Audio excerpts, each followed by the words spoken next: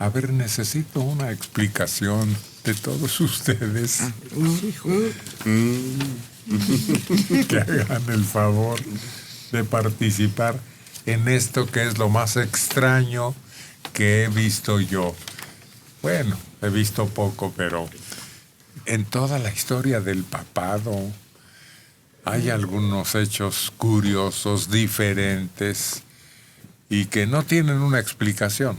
Bueno, pero por lo pronto, el Papa emérito, el que está retirado de sus funciones,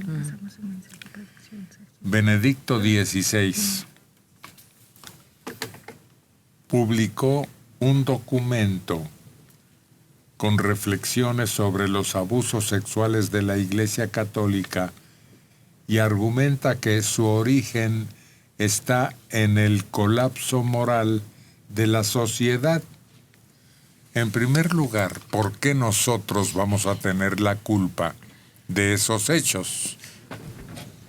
¿Que no son los pastores de la sociedad? Sí, ¿Es culpar a las ovejas? sí. Y luego denuncia una justicia garantista. ¿En qué consistirá justicia garantista? Sí, que favorece automáticamente a los miembros del clero, como ocurre aquí. Con los curas pederastas. La justicia debe ser igual que para todos, porque son seres humanos y con el agravante de que son pastores. Bueno, Sí. seguimos. El documento de 18 páginas con el título La Iglesia y los abusos sexuales da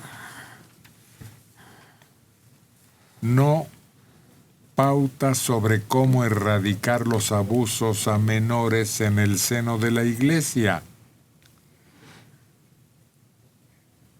Y concluye que la pederastia ha alcanzado estas proporciones ante la ausencia de Dios. ¿Ausencia de Dios entre los sacerdotes? No, es más bien el celibato, el voto del celibato.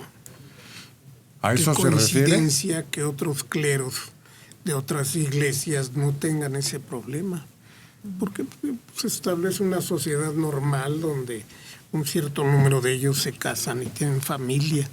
No se vuelve un refugio para aquellos que tienen ciertas inclinaciones y que ven la forma de expresarlas sin que se note o de manera totalmente sin castigo. Pero además los encargados, los responsables, los que asumen ese papel de propagar la palabra de Dios son ellos. Pues sí, si ellos tienen ausencia de Dios, ¿Cómo? imagínate como si el chofer de tu vehículo, cualquiera que sea, de pasajeros, es un inepto o loco o va en estado de ebriedad. Exacto, igual. Ante la ausencia de Dios, ese no es pretexto, No. ni es aceptable como pretexto. Benedicto XVI defiende la publicación de este texto con la intención de contribuir a esta hora difícil que atraviesa la Iglesia y que decidió hacerlo tras la reunión que se celebró en febrero en el Vaticano, tras la invitación del Papa Francisco a los presidentes de las conferencias episcopales de todo el mundo.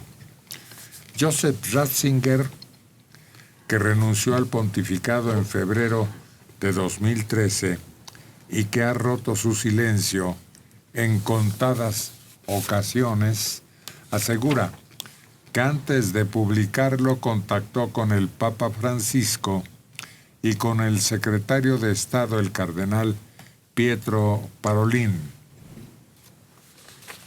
Pues no le encuentro pies ni cabeza. Son buenos deseos. Claro que él manejaba la política interior de la Iglesia con este tipo de ideas. Él fue durante muchos años un hombre muy poderoso. Era el poder detrás del trono de Juan Pablo II y manejaba la política exterior y estaba a cargo de lo que era antes la Inquisición. Entonces, él decía qué publicación era aceptable para los católicos y que podían leerla y cuál no. Entonces, claro, todo ese poder, pues queda algo, ¿no? Y se convierte en dolor de cabeza del actual Papa. ¿Por el apellido es de origen alemán? ¿Ratzinger? Sí, él era de Baviera. Pues no encaja, no encuadra, no señala entre lo mucho que se ha dicho de esta situación, alguna cosa novedosa o aplicable o útil. Sí, pues por ejemplo, un análisis psicológico más severo de todos los aspirantes a ingresar al clero sería una garantía. Y un recurso. Le Mercier fue la propuesta que hizo y dio muy buen resultado. Quienes tenían acceso al clero y a los seminarios eran personas que tenían una vocación probada, sobre todo una voluntad de servicio a la sociedad, no de servirse de la sociedad. Yo insisto en que la razón que está detrás de estos hechos es que una vez que te confiesas, acto de contrición y propósito de enmienda, ya quedas perdonado. Y luego, como ser humano débil, sobre todo de pecados de la carne, vuelves a caer. Sí, está como doña... ¿Cómo se llama? Chabela. Chabelita. O Chabela. Va a cae a cada rato. Oye, un suicidio en una iglesia es impresionante. Debe ser más según tu fe, según tu... pues la vocación que desde la niñez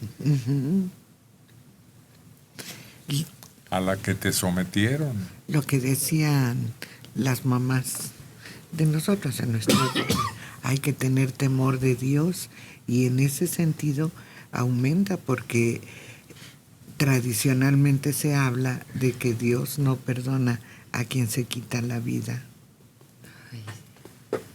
Pues no es alguien que esté sino desempeñando una labor, un trabajador, pues, pero de todas maneras no le quita, pues, la sospecha, el remordimiento. Vamos a ver si existe una carta, confesión, que de alguna manera señale cuáles son las razones. Pero de todas maneras, este suicidio en un lugar sagrado para muchos resulta impresionante. A ver, Marcos Hipólito, ¿qué otros datos se agregan a tu reporte? Para empezar, Héctor, que fue un tremendo susto el que se llevaron tanto feligreses como la secretaria de la oficina de la iglesia San Andrés Apóstol ayer por la tarde, porque entran a la parroquia y pues vaya impresión y sorpresa, porque a la mitad del pasillo entre las bancas, enfrente de la imagen de Cristo crucificado, colgado y muerto el sacristán de la iglesia, Rufino tenía 26 años de edad. Sujetó ese lazo a un barandal en la parte superior donde va el órgano de la iglesia. Sus pies tocaban el piso ahí en el pasillo entre las bancas.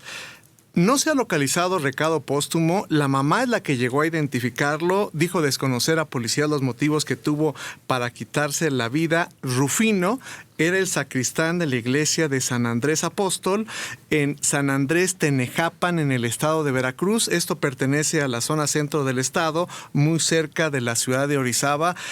Y vaya impactante la imagen, porque es precisamente en la iglesia donde se quita la vida colgándose.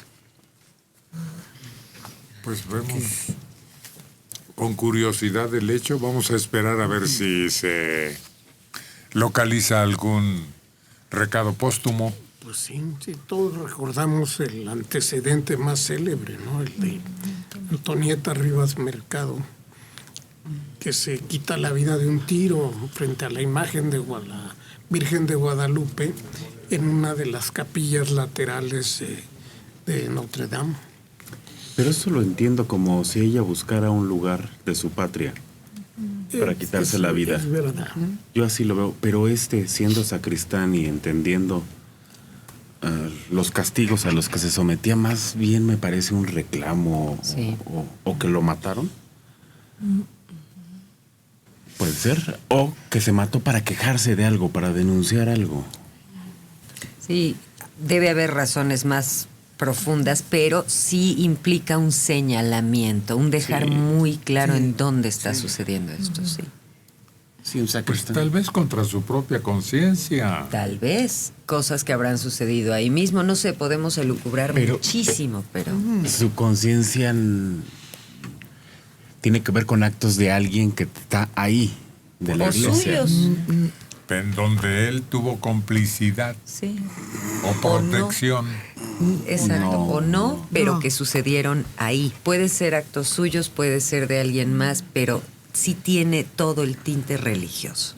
Puede ser que no, puede ser que él haya hecho algo tan terrible que ya se siente poco merecedor de la compasión de Dios y entonces por eso lo hace ahí.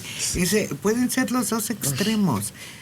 Algo que sucedió al interior de la iglesia o algo que él hizo y que se siente en pecado y como una forma de redimirse lo hace ante Cristo crucificado. Esa es otra. Ay, ay, ay. Porque él quería llamar la atención Sí. por algo. Ujú. Si no lo hace en el cuarto de su casa. Ahora, hay que recordar siempre que en los casos de suicidio, a pesar de que las razones son totalmente diversas y que normalmente uno no les ve un sentido, pero no era para tanto, siempre diremos, no era para tanto, siempre la característica es que no encuentran una salida de algo. Puede ser una salida económica, puede ser una salida moral, pero el asunto es que ya no ven una salvación. Eso sí, habrá que saber qué pasó. No podemos. Una salvación en la humanidad, en la sociedad, en la justicia. Puede ser. Lo que no encuentra el suicida es salida. Eso. Sí, Salida. una salida. Pero O lo que encuentra es una salida. Ujú. sí, también. por eso se le llama la salida falsa. Puerta. Pues, Puerta falsa.